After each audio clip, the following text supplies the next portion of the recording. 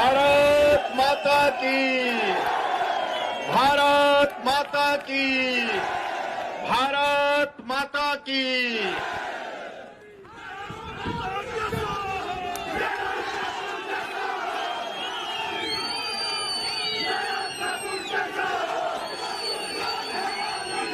आज इस बहुत ही जोश भरे कार्यक्रम में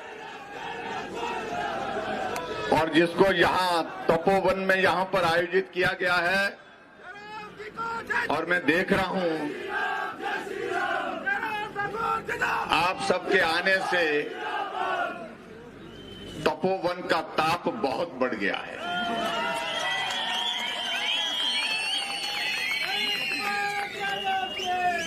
मंच पर भारतीय जनता पार्टी के हमारे सम्मानीय अध्यक्ष डॉक्टर राजीव बिंदल जी, भारतीय जनता पार्टी के हमारे हिमाचल प्रदेश के प्रभारी आदरणीय श्रीकांत जी, सह प्रभारी संजय टंडन जी,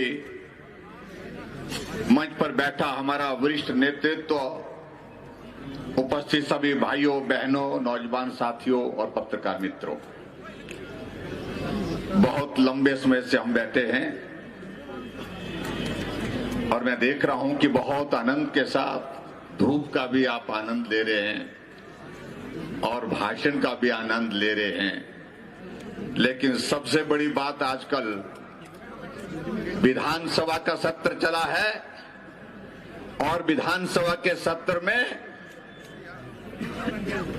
जब हम और मुख्यमंत्री, सत्ता और विपक्ष आमने सामने होते हैं तो हम मुख्यमंत्री जी को जैसे वो प्रवेश करते हम उनको राधे राधे बोलते हैं। राधे राधे, राधे राधे। और जब हमने बोला तो मुख्यमंत्री जी को लगा कि बहुत बड़ी गलती कर ली है। एक कार्यक्रम में गए, फिर माइक पकड़ा और जोर जोर से बोलने लगे राधे राधे। हमने कहा सनातन का कुछ अंश तो शुरू हुआ है उनमें आने का। विचित्र परिस्थिति है इस देवभूमि हिमाचल प्रदेश में। कांग्रेस की सरकार बनती है, सरकार बनने के बाद पहला पत्रकार के साथ जब संवाद होता है तो शुरुआत यहां से की जाती है कि मैं हिमाचल प्रदेश, उस प्रदेश में कांग्रेस को जिता करके लाया हूं जहां 97% हिंदू हैं। मुझे मालूम नहीं ये सब कहने की आवश्यकता क्यों पड़ी। मैंने एक दिन पूछा भी उनसे, भाई इस सब से क्या हासिल करने जा रहे हैं?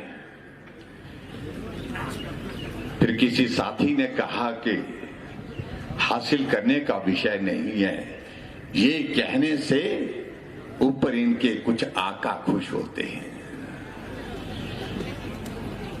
और उसका खामियाजा वो भुगत रहे हैं।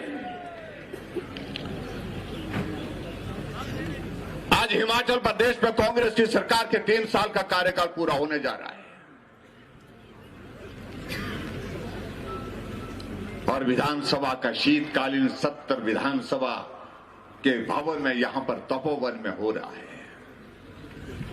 हम आते हैं तो भी सरकार को उखाड़ फेंको के नारे सुनते हैं, हम वापिस सत्र के बाद जब जाते हैं तो भी नारे लग रहे हैं कि उखाड़ फेंको सुखू सरकार। और आज यहां इस कार्यक्रम में आप सब लोग आए हैं और आज तो एक कोने से दूसरे कोने तक तो आवाज एक ही आ रही है, व्यवस्था पतन के 3 साल, बदलो बदलो भ्रष्ट सुखू सरकार, भ्रष्ट कांग्रेस सरकार। मुझसे पहले यहां हमारे साथी जिक्र कर रहे थे बिहार के चुनाव का। मैं भी देवभूमि हिमाचल प्रदेश की ओर से आदरणीय प्रधानमंत्री नरेंद्र मोदी जी को, अमित शाह जी को और पार्टी के हमारे राष्ट्रीय अध्यक्ष जगत प्रकाश नड्डा जी को बहुत बहुत बधाई देता हूं और बहुत आनंद आया। जो जीत आई, ऐसी जीत आई, शानदार जीत हुई। और हमने एक बात कही, हिमाचल प्रदेश के मुख्यमंत्री सुखविंदर सिंह सुक्खू जी भी स्टार प्रचारक बन करके गए थे। चुनाव का परिणाम आया, हमने कहा भाई क्या हुआ, सारी कांग्रेस आल्टो में, उसमें बोलेरो में फिट हो गई। पूरी की पूरी कांग्रेस बिहार की बोलेरो गाड़ी में फिट हो गई, 6 सीटें आई। और मैंने कहा कि हिमाचल प्रदेश में अब आने वाले समय में एक बात जरूर होगी, हमारे मुख्यमंत्री जी हर बार बजट पेश करने के लिए अपनी ऑल्टो गाड़ी में आएंगे और अगली बार जब विधानसभा का चुनाव होगा तो पूरा विधायक दल जो है उस ऑल्टो गाड़ी में फिट हो करके आएगा। चारों तरफ तबाही है हिमाचल प्रदेश में। और जब से हिमाचल प्रदेश में कांग्रेस की सरकार आई है, प्राकृतिक आपदा तबाही कर रही है, बर्बादी कर रही है, और बची सही कसर जो है वो सरकार पूरी कर रही है। आप कल्पना करिए, हिमाचल प्रदेश में 2000 से ज्यादा संस्थान बंद कर दिए, चले हुए खुले हुए संस्थान। सरकार लोग चुन करके भेजते हैं काम करने के लिए। ये पहली बार हिमाचल प्रदेश देख रहा है सरकार काम करने के लिए नहीं, काम बंद करने के लिए भेजी गई है।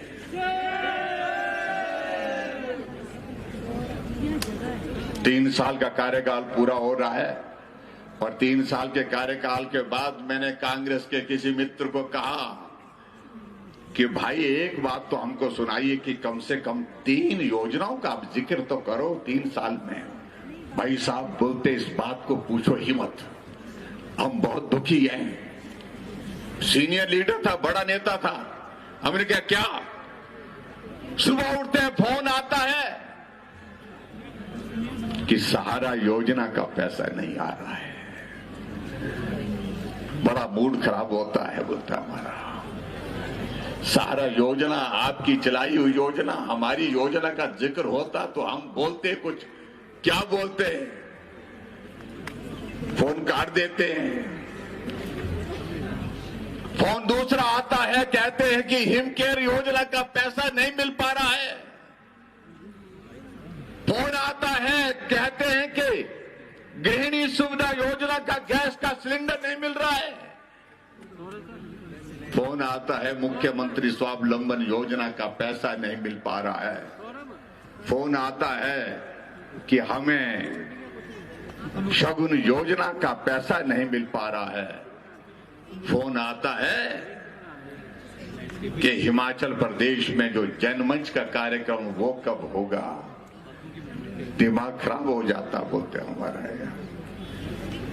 एक फोन ऐसा नहीं आता कि जो हमारी 3 साल की सरकार के दौरान किए हुए किसी योजना का, किसी काम के लिए कोई फोन आता है कि इस योजना का लाभ हमको मिलना चाहिए। भाई और बहनों, इस संदेश को मुझे लगता है कि एक बहुत बड़ा संदेश लोगों तक पहुंचना चाहिए। आज 3 साल बीतने के बावजूद भी हिमाचल प्रदेश में गांव में रहने वाला वो कम पढ़ा लिखा व्यक्ति वो भी इस बात को भूल नहीं पा रहा है कि सहारा योजना के अंतर्गत 3000 रुपए उस व्यक्ति के खाते में आते थे। हिमकेयर के अंतर्गत उस गरीब आदमी का इलाज होता था। मुख्यमंत्री स्वावलंबन योजना के अंतर्गत उसको रोजगार का जरिया मिलता था। लेकिन 3 साल की सरकार में अभी तक हिमाचल प्रदेश में कोई अभी तक लाभ नहीं मिल पा रहा है। कोई एक योजना नहीं जो लोगों के जहन पर है, लोगों के जुबान पर है। हमने कहा तो बहुत खराब बात है भाई। तो हमने कहा क्या मिलता है सुनने को? बोलता भाई साहब छोड़िए बातों को। फिर मैंने अपनी ओर से कहा, मैंने कहा कुछ तो मिलता होगा सुनने को, कि कुछ यादें तो होंगी वर्तमान सरकार की। तो कहा कि यादें तो ऐसी हैं कि जिनको कहा नहीं जा सकता, जिक्र होता है। इस 3 साल की सरकार के कार्यकाल का अगर जिक्र होता है तो टॉयलेट टैक्स के रूप में जिक्र होता है। 3 साल के कार्यकाल का जिक्र होता है तो समोसा मुख्यमंत्री को नहीं पहुंचा, समोसे की जांच का विषय ये चर्चा का विषय बनता है। और चर्चा होती है कि मुर्गा, जंगली मुर्गा कुकड़ू कू करते मारा गया, लेकिन वो ये चर्चा होती है। एक भी योजना नहीं है हिमाचल प्रदेश में वर्तमान सरकार की जिसका जिक्र कर सके। आज भाई और बहनों में एक बात मैं जरूर कहना चाहता हूं, पूरा हिमाचल प्रदेश त्रासदी के दौर में से गुजर रहा है। 3 साल सरकार के त्रासदी में बीते और मैं आदरणीय प्रधानमंत्री नरेंद्र मोदी जी का हृदय से आभार व्यक्त करता हूं कि त्रासदी के दौरान हिमाचल प्रदेश में यह पहला अवसर है जब देश के प्रधानमंत्री हिमाचल आए, आपदा प्रभावित इलाके का दौरा किया। आपदा प्रभावित इलाके के दौरे के बाद आपदा प्रभावित लोगों को मिले 1500 करोड़ रुपए देने की घोषणा की। शोर डाल रहे थे यहां पर विधानसभा के बाहर, विधानसभा के अंदर 1500 करोड़ रुपए नहीं आए, 1500 करोड़ रुपए नहीं आए। हमने कहा कि जो 5,500 करोड़ रुपए का जिक्र आदरणीय प्रभारी श्रीकांत जी ने यहां पर किया, पहले उसका हिसाब दीजिए। 5,500 करोड़ रुपए हिमाचल प्रदेश में केंद्र सरकार से डिजास्टर का पैसा आया, लेकिन क्या वो डिजास्टर प्रभावित इलाकों को मिला है? क्या उन लोगों को मिला जिनके परिवार के सदस्य चले गए, जिनके घर चले गए, जिनकी जमीन चले गई? नहीं मिला। और कह रहे हैं कि 1500 करोड़ रुपए लाइए, 1500 करोड़ रुपए लाइए। और ये चाहते हैं कि 1500 करोड़ रुपए ऐसे आए जैसे कि ट्रेजरी में नहीं, सरकार के खाते में नहीं, इनकी जेब में आए। वो तो नहीं हो सकता है। इसलिए भाई और बहनों, बहुत सारी चीजों को लेकर के बहुत सारी बातों का हम जिक्र कर सकते हैं। अगर मैं कांगड़ा की यहां धरती पर हूं तो मैं पूछना चाहता हूं कि धर्मशाला सेंट्रल यूनिवर्सिटी के उस कैंपस का क्या हुआ? इस प्रश्न का जवाब दीजिए। जहां जमीन हमने दी, जमीन की क्लियरेंसेस हमने की और उस जमीन की क्लियरेंसेस के साथ केंद्र की ओर से बजट का प्रावधान किया गया और बजट प्रावधान करने के बाद सिर्फ 30 करोड़ रुपए जमा करना था वहां पर। कंपनसेटरी अफॉरेस्टेशन का पैसा वो जमा क्यों नहीं हो पा रहा? जवाब नहीं दे पाए। आज मैं उनसे एक बात और पूछना चाहता हूं। पालमपुर यूनिवर्सिटी की सैकड़ों बीघा जमीन को बेचने का फैसला कर दिया, देने का फैसला कर दिया कि यहां टूरिज्म विलेज बनाएंगे। यूनिवर्सिटी के कैंपस को बंद करके, यूनिवर्सिटी के कैंपस को तोड़ करके उस जमीन को बेचने की बात चल रही है, लीज पर देने की बात कर रहे हैं। और आज आपको यह भी बताना चाहता हूं कि हिमाचल प्रदेश में धारा 118 सेक्शन 118 जो लैंड सीलिंग एक्ट का एक प्रावधान किया गया था, उस प्रावधान को अमेंड करने के लिए कल विधानसभा के अंदर बिल लाया जा रहा है। जो हम बार बार कह रहे हैं, Himachal on sale, Himachal on sale अगर हो रहा है तो कांग्रेस की सरकार के दौरान हो रहा है। ये सारी चिंता के विषय, बहुत सारे मुद्दों को लेकर के हम बात कर सकते हैं। मैं एक बात जरूर कहना चाहता हूं, गारंटियां तो हम ना भूलेंगे ना भूलने देंगे। कांग्रेस के लोग चाह रहे हैं कि गारंटी का जिक्र ना हो। जब तक तुम्हारी गारंटी गोल ना हुई तब तक के लिए गारंटी का जिक्र होता रहेगा, ये मैं बड़ा साफ कहना चाहता हूं। भाई और बहनों, पिछले कल इसी जगह में एक प्रदर्शन करते हुए एक मार्च निकाला था हमारे विद्यार्थी परिषद के साथियों ने। और यहां जब विधानसभा के परिसर से पहले यहां इस मैदान में जब पहुंचे, अनावश्यक रूप से उनके ऊपर लाठी चार्ज कर दिया गया। 10 बच्चों को गंभीर चोटें आई है, 2 बेटियां हैं जिनके फ्रैक्चर हुए। लहूलुहान कर दिया यहां पर इस मैदान को। हमने जब विधानसभा के अंदर इसका प्रश्न उठाया, हमने कहा मुख्यमंत्री जी आप जितना भी जुल्म करना चाहें करें, लेकिन अब ये आर पार की लड़ाई है।